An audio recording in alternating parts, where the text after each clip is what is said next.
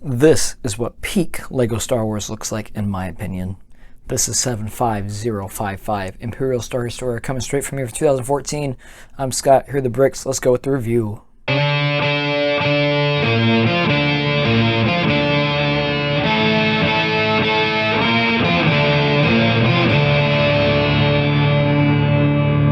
Imperial Star Destroyer happens to be my favorite Star Wars vehicle in the entire saga, ever since I saw it as a young boy after watching Episode 4 New Hope, as I saw it scream across the screen as it chased down the Rebel blockade runner in orbit to Tatooine. I have been awed by this machine, by this entire vehicle, by this large mass of it, the terror that it provokes when it comes into orbit, and what it stands for. Imperial might and order. I love it. If there was a fist of the Empire, it would be the Star Destroyer. And this set, this LEGO set, does it justice very well, especially for being a mid-size set, if I say. It's not a mini scale, it's more of a mid-set. It's a playset version of it. This actually is not my first Star Destroyer. This is my second one. I have the 2006 version. Sadly, when my parents got it for me for Christmas, it was missing a few bags of stuff, so I was not able to finish it. And I had to part it out, and I made a lot of mocks of my own Star Destroyers out of it. Until about 2014, I was able to swindle not one of these, but two of these for free on Christmas. Yes, and how I did this is pure and simple. I just asked my then girlfriend, now wife, for one, and I asked my parents for one as well, and they got me two. This is one of the two, and I love these on display, and I keep them very happily out for everybody to see. Now, there probably will be some slight discoloration, and it might be some dust on this set. Discoloration mainly because probably cigarette smoke from being in a smoker house for a while kind of bums me out, but I do get to wash some of the parts, which actually haven't been stained completely, and they look pretty well. I do try to buy replacement pieces for these sets when I can, so this is the most up-to-date 100% version of the set that I have, and I'm going to show it for you today. Alright, starting with minifigures first, we have Darth Vader in his classic design. Over here we have his classic helmet, which brings back Oz moments of nostalgia, which I really love. I don't have a problem with the two-piece, I just think it looks kind of goofy. I like the original one-piece. That's okay. We take this piece off and we have a wonderful young Anakin's head, which is more of the actual flesh tone color, has printing on the back with his scarring, and has his nice Sith eyes, which I really enjoy. Not as much as I enjoy some of the older dark bluish gray with the black beady eyes, which are always interesting to see, but this really livens it up and actually kind of dates the set, which I really enjoy. Other than that, his cape is very much still intact with no real thread falling apart here, nothing loose on the side, kept up well for 8 years, so I enjoy that. And he has basic pants, no real printing on those, and that's it with his one lightsaber. No cloudy one on this one, 2014, so we do have the normal translucent red with the silver. Alright, let's see if he stands up. He probably will not, and that is okay, Darth Vader. Alright, second we have the Imperial Navy Trooper, or the Gunner Trooper is usually what I call it. And he comes in a wonderful printed leg and torso piece, which also has printing on the back. He comes as a little bit better of an upgrade than that Darth Vader over there. I do like the detail on him. He does have his wonderful face printing and flesh tone with the mic on the side here for his communication. Has his stern face, nothing on the back, which is great. He has this wonderful Navy Gunner Trooper helmet, which I really enjoy. No visor on that one. Kind of wish it did, but that's okay. And he comes with one little blaster, which is awesome as always. Let's see if he stands up. Hey, bingo. Okay. Over here we have the Imperial crew member. He also has similar printing as the other one. Actually, I think he has just about almost the same. No, actually a little bit slightly different variations of printing on this one. Over here he has, come back over here, Navy Trooper. He has some slight improvement on the styling here, and that's okay. They could have easily got away with that and just made the same printing, but they didn't. The belt buckles are here are wonderful. Has his little communicator right there. Has his little printing on the legs as well, which I really enjoy. And on the back here, we see that follow up with the back. I told you it's going to fall down. And then he has a blaster to boot, and they have what I think is peak Imperial troop or Imperial officer caps, which I really enjoy. Has the Imperial emblem right there. Has wonderful printing on the face, which kind of looks like he's scared. I'm not really sure what that expression is. Nothing on the back, and that's all right. Has a communicator right there, just same with the mic as the other one. And we put this cap back on. All right, let's see if he stands up. He does. Okay, over here we have the Imperial Navy Captain. He's an officer, but he is a captain on the force. And over here we have our wonderful mutton chops, which is perfect because you need mutton chops when you have Star Wars, because it's in the 70s. That's how they did it. Sadly enough, there's no other hair, so I guess he just grew his mutton chops out and nothing else. But that's okay. Has that smug Imperial look on his face, which is lovely. Like I said, there's nothing on the back. And this time he has, again, another wonderful printing on the shirt, but nothing on the leg. It's kind of sad, though, because you get more printing over there than these guys do. At least you could have some more black on the boots, maybe. Just like they did with the Ultimate Collection Star Destroyer, but that's okay. That's a little bit before its time. And you get another officer's hat, which I really enjoy. No accessories for him. He's just playing by himself. Don't really care for that. That's okay. Also has the black gloves instead of the flesh gloves. That's great because he's an officer. And we have two of these wonderful, in my opinion, the best Stormtroopers design we ever had. This is peak. This is all peak here. Remember, this is the best and only the best for this set. And we have our Stormtrooper, who looks amazing. Has the printing on the back and front torso. Has the printing on the legs. Wonderful. Comes with the normal blaster, which is wonderful. And when we take off this wonderful dual molded helmet, I believe it's a dual molded. Actually, it's not dual molded helmet. It has a crease line right there in the middle. You can see that with this helmet, which is wonderful, and you can get that view.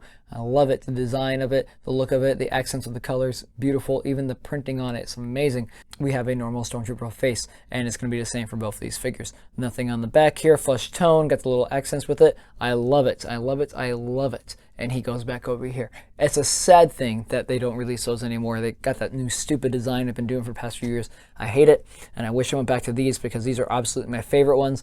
They're a little, I think they're a little pricey. I try to make a little army out of them, but I kind of grew out of building armies now. I just kind of collect to have fun. And I just absolutely adore those Stormtroopers, but if I can get some more, I would love to have a nice little garrison of them. And last we have over here our little dork. It's a mouse droid. It's a buildable figure, but it's still a minifigure. And I have quite a few of these. This one's actually probably not the right one to set. This one looks older. You know, actually this one looks about chewed up. So this is probably from the original Star Destroyer I had back in 2006, which actually they haven't changed the design at all since. So it doesn't really matter because it's the same thing you will get from that set. And that's all I have for the wonderful minifigures and their peak of Imperial Lego minifigure collection. Ooh. All right, let's go to the set now.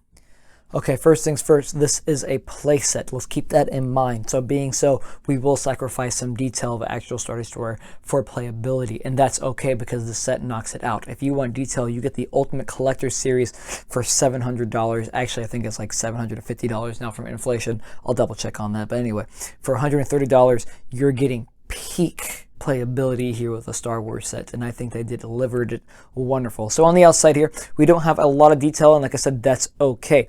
You will just have these sides here with the actual Technic pins are at, which holds these and flaps together, which is cool. You have the little areas right here that are denoted for when the hangers are and where the Star Destroyer releases its TIE fighters, which I believe that's correct, because that's coming from years of playing Star Wars Battlefront 1 and 2, which, you know, that's how they flew out of the Star Destroyers. So in the films, I know they can also come out of the hangar, which is in the bottom half, which is usually how it's set up in most figures.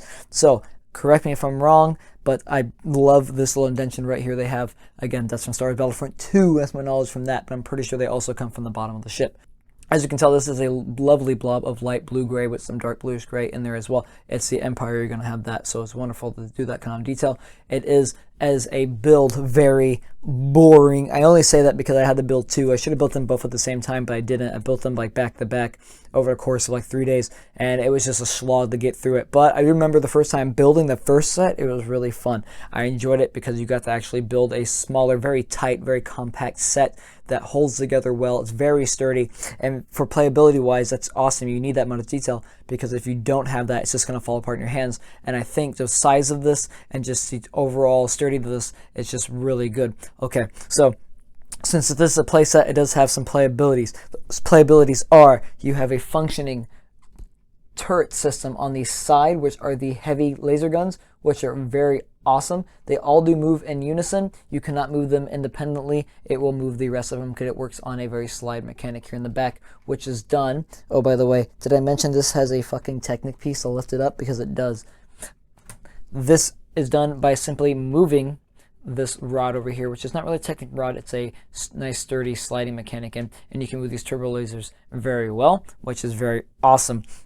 You can also move these little pieces over and over just so you can move your turrets to add some little detail, which I do enjoy. Again, detail is not the name of the game. We're here to focus on playability. And then over here we have the piece of resistance, which is honestly my favorite playability. You have these spring launchers, which when activated, oof, shoot. And they're awesome. I don't know why we got rid of them. They are dangerous, but they're so cool. I think they're cooler than any other stud shooter we ever made, and I wish we had them back.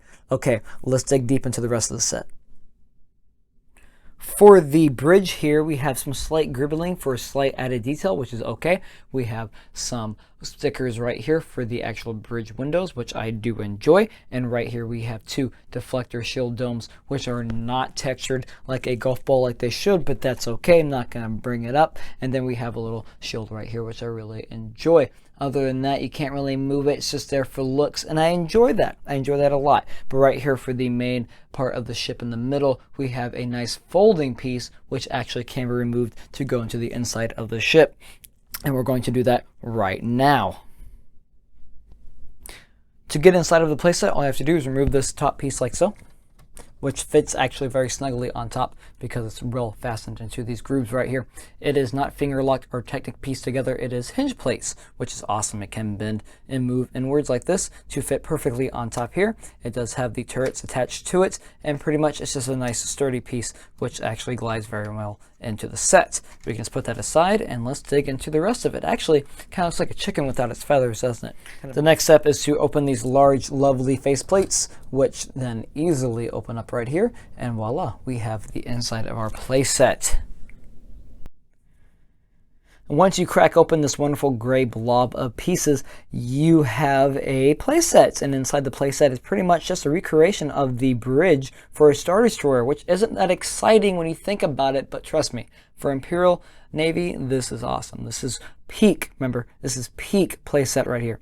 All right, so starting off in the front end, we have the little bridge that Darth Vader walks on when he contemplates his life. And on the bottom here, we have some labeled stickered pieces, which are pretty cool. They're basically just computers in the mainframes of the actual Star Destroyer.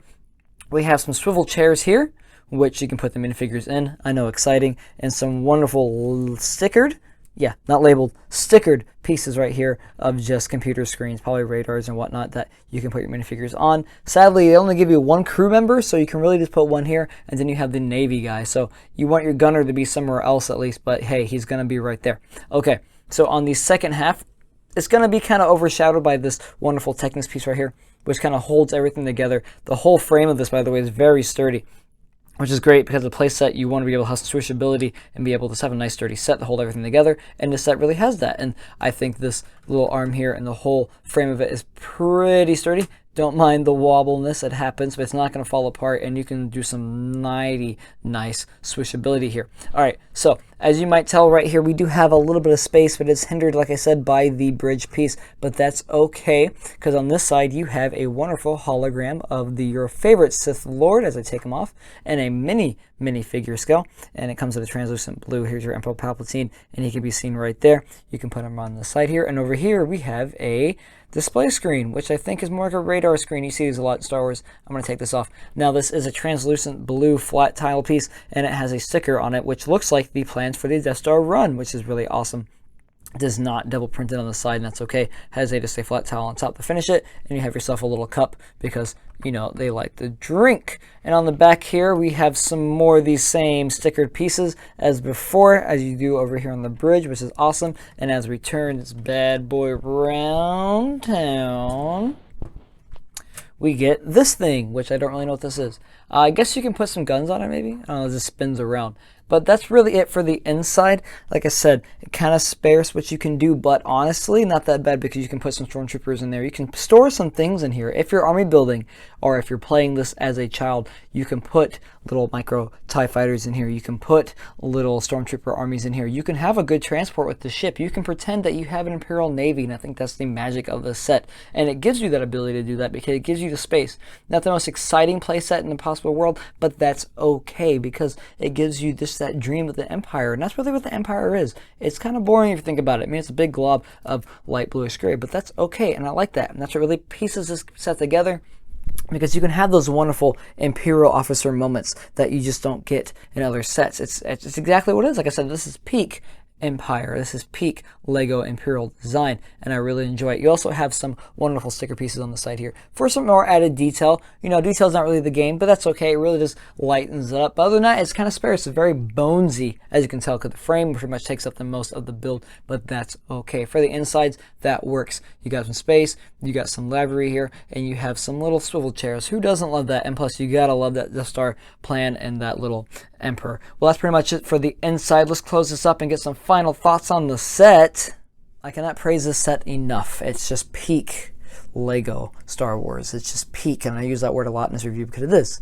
It's peak Imperial Lego design, and I love it.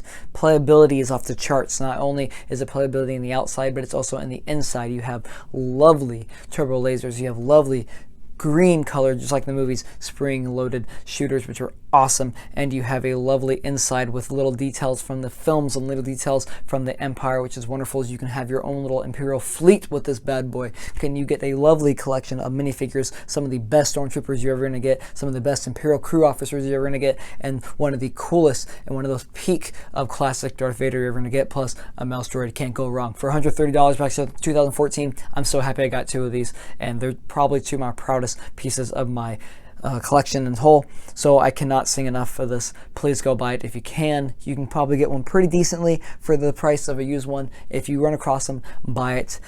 Do it today. Stop what you're doing. Just get one. It's just peak of excellence here.